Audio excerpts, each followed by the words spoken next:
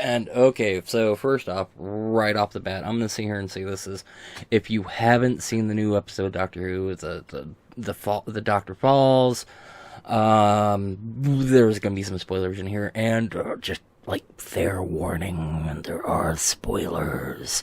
So if you don't want to be, too spoiled about what has happened in this season finale of Doctor Who, avoid the video, please. But if you don't give a shit, if you don't care about spoilers, then come right on in. Okay, so the episode opens up with an explosion, something bursting through, a floor plate, and we see, it's a floor like 507, 407, something like that. It's a different floor than what we've seen so far. There's an explosion, there's a Cyberman emerging. It's like, oh crap, Cybermen are coming, alright, whatever. Cyberman that is holding the Doctor, so it is the Cyberbill. And that is how the episode opens up. It's like, ooh, what? Cyberbill and the Doctor escaping, okay, ooh. Then it kind of flashes back to, we see some of the interactions of Cyberbill, the Doctor, Master, and the Mistress, and whatnot. And we kind of see how some of that, how events start leading up to the opening of the episode. It was a lot of fun because the Doctor pulls some of his shenanigans as, Missy and the Master are grandstanding and going, haha, we defeated you, da-da-da. Pulled some shenanigans and reprogrammed the cyber computers to target not just humans, but Time Lords too, by changing one heart to two hearts. Good job, Doctor. Which is kind of cool. And so we get the Doctor, and, the Doctor's trying to escape, and the Master and the Mistress are trying to escape, and we get to see the Sonic umbrella. The Master has his laser screwdriver, the Doctor has his sonic screwdriver, and Nardal is coming to save them all. This is also an important point because the Doctor gets attacked by a Cyberman, and this is where he starts dying so he can regenerate. It is not a regeneration story. He does not regenerate in this episode. There is your first massive spoiler. He starts to, but he doesn't regenerate yet.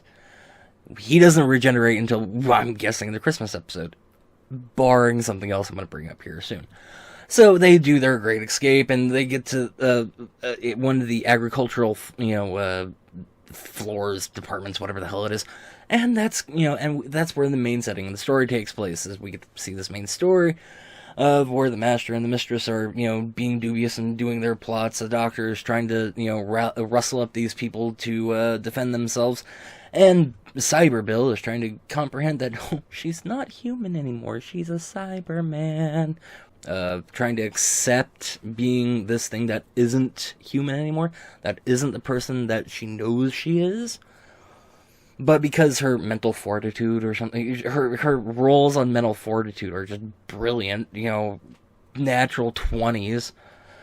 And she's been fighting off the cyber control, everything else. So she while she is a Cyberman, she is still retaining her humanity, sort of, because she's crying, which is an important point later.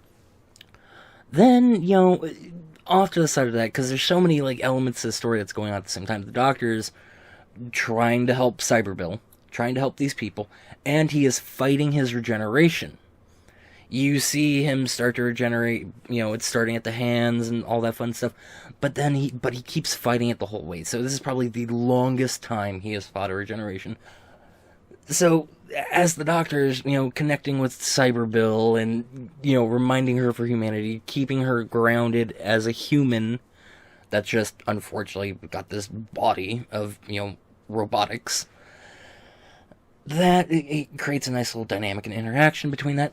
But there's also the Master and the Mistress, which there's one of my favorite interactions to date now, since we've never really had a two-master story, is the Mistress, Missy, confronts the Master.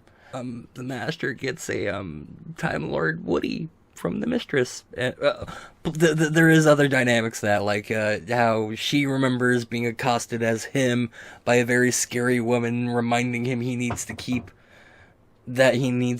a spare part for his TARDIS so he can flee because his TARDIS is broken down. And so that's a nice little paradoxical, that whole interaction of, it was just funny as hell, and it's also just delves straight into the Master's narcissism and his own self-preservation instinct. His whole habit of, it's always about him, it's always about surviving, it's always about controlling. When he gets turned on by a future self accosting him. So while the Masters are doing their dubious plotting, and the Doctor's preparing, and you get some great stuff from Nardal, who's just being kind of a computer whiz and improving the weaponry that the people on the farmstead have by blowing up a windmill, by blowing up a tree, and all he's really doing is interacting with the holographics and making sure it's they have a way to fight back against the Cybermen, which is really cool. As it progresses, the Doctor's still fighting his regeneration. The Mistress and the Master finally kind of betray the Doctor, and you can see it hurts. It really does hurt the Mistress to abandon the Doctor. Hurts the Doctor. It hurts her more than it hurts John Sims, the Master, because he, as he said, it's like, this is me not caring. Well, Missy cares, wants to stand with the Doctor. It's something the Masters always wanted, is the Doctor to stand with them, not to flee, not just wants to give into the pompous ego and whatnot. And the Doctor won't do that. The Doctor isn't like that, and that's one of the great things right there, is that whole interaction. And it's also ultimately the Master and the Mistress's downfall, because off to the side, they betray each other. The Mistress tries to betray the Master so she can go back and help the Doctor and try to be a better person, while the Master shoots her in the back so he gets the gratification of killing, himself and everything else. Hopefully it's not the complete end of the Master. We know it's not going to be the complete end of the Master, but it's going to be the end of the Master for right now, because the Master killed Missy, and it was a full shot that was going to prevent regeneration. Hopefully we will see the Master come back, at least, or another Missy, one who is repentant, who is trying to change her ways. And if we get into some of the things involving what I'm about to say, we can get that as a very interesting integrated storyline. Now, the Doctor has been, preventing his regeneration, halting that fight, and he also is scheming. He finds a way to get all the children out, to save as many people as he can by using, the service ducts. It's a giant ship. It's got service ducts. While the Cybermen are, figuring out that they aren't, they aren't trying to just save them and upgrade them, that they now have to reevaluate into a military force against these people, they pull back. The Doctor gets everyone out, and then goes on a one-man murder spree against the Cybermen. Because by trying to stop the Cybermen, even though he knows he fails, trying to stop them, as many as he can, will help the future. Which is also a great, brilliant plan in the long run. There's also the fact that he is fighting his regeneration. And he loses. He completely loses. He ends up having to do a complete scorched earth policy with this whole floor once everyone has escaped. He murders everyone. It is a barren wasteland of death once he is done. And as he is lying there dying, he laments that there's no stars. And it's just like, it's a beautiful emotional moment. Especially as the Doctor is, what looks like been betrayed by Bill to cyber programming and everything else. And you're just like, oh my god. And the Doctor dies. He dies. He doesn't regenerate. He dies. There's no it's a body No. He dies. And you're just like, oh shit.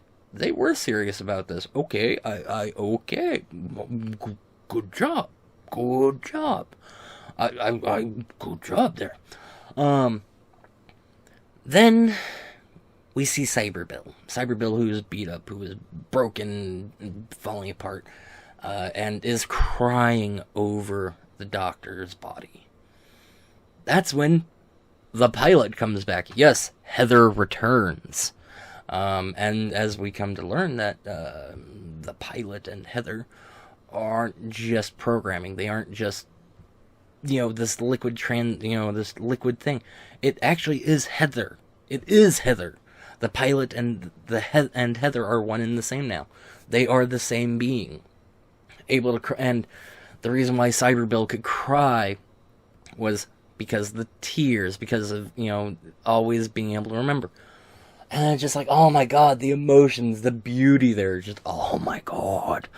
Especially when Cyber Bill dies, and then the pilot and the co-pilot Bill take the Doctor to the TARDIS, and it's kind of funny is how many people seem to be able to pilot the TARDIS these days, because Heather pilot sits there and says, because Bill asks, how are you able to pilot it? And she's like, I'm the pilot. I can pilot anything. It's like, oh my god! I almost for a second, almost for a second, it's like, no, it's not Idris. That would be too, and it may tie into it. It may tie into it sometime if a smart writer does something as maybe that the pilot is a type, what was it, 90 TARDIS, type 100 TARDIS, which actually had a humanoid form, could take a humanoid form. Don't think about that too hard. It gets kind of creepy when you think about someone entering a TARDIS like that. But they could take a humanoid form, and maybe, just maybe, there's some interconnection there. Something to think about real quick. But moving on. And so the TARDIS is taking off, and the Heather pilot and Bill are shoot out at like stars across the universe, and the TARDIS is revving up, and because Bill cried on the Doctor, that restarts his whole existence again, or something like that. Because the way Heather explained it is, it's just atoms. She could put Bill back as serving chips. Turn her into a anything is possible at that point. Which is why I sit there and go, maybe the Heather pilot is actually a TARDIS. And with Bill being the same, crying onto the Doctor, he is reanimated. He started again. And he's starting to regenerate. And he fights it. He not only fights it, he starts going through previous moments of modern Doctor Who regenerations, talking about how he doesn't want to go. And it's the first face. And that brings me to a point I've been just like, is maybe we will finally get around to seeing the Valyard. Which, hopefully, if they bring back a Missy type character, not Michelle Gomez as Master, but another female Master to counter the Valyard, to counter the Dr. Valyard, this being that has been created from stopping his regenerations, from not wanting to change, from no longer wanting to be a different person. It's like, oh my. And we see the Doctor rage, and the TARDIS finally lands, because we've got this magnificent build-up like he's going to regenerate, and then he stops it. And the TARDIS has landed, and he wanders out, and it's like, hello, I'm the Doctor. And he's still fighting the regeneration, and he's stopping it again. And that's when Douglas Bradley wanders into the scene. For those who are not informed, Douglas Bradley, a.k.a. Mr. Filch, and a few other things, from Harry Potter, played William Hartnell's Doctor in the Doctor Who 50th anniversary special thing. And that's where the real fun is. Because now we have the first Doctor meeting the 12th Doctor. Who is, and it's just like, oh my god, it was beautiful and fantastic, and just, oh my god. So I across the board, it was just a great episode, all sorts of feelings, all tying up a lot of storylines, a lot of throwbacks with the jelly babies and other things, and now we have to wait until the Christmas special to see what the hell's happening. You cheeky bastards. I appreciate it, and I hate it all the same. I hate it, but I love it because now we have to wait. Now we have to spend this time waiting for that episode to come around, and for us to sit there and go, who's he regenerating into? Is he regenerating? Is he going to become the Valyard? All these other things. But overall, it was a beautiful, great episode. And with all that said, you know what? I hope everyone's had a good day. I hope everyone's had a good week. I hope everyone's enjoying Doctor Who. I hope people who celebrate the 4th of July are, and not stuck working it, are enjoying the 4th of July weekend. I hope everyone just has a good week, has had a good week, and I will talk to you all later.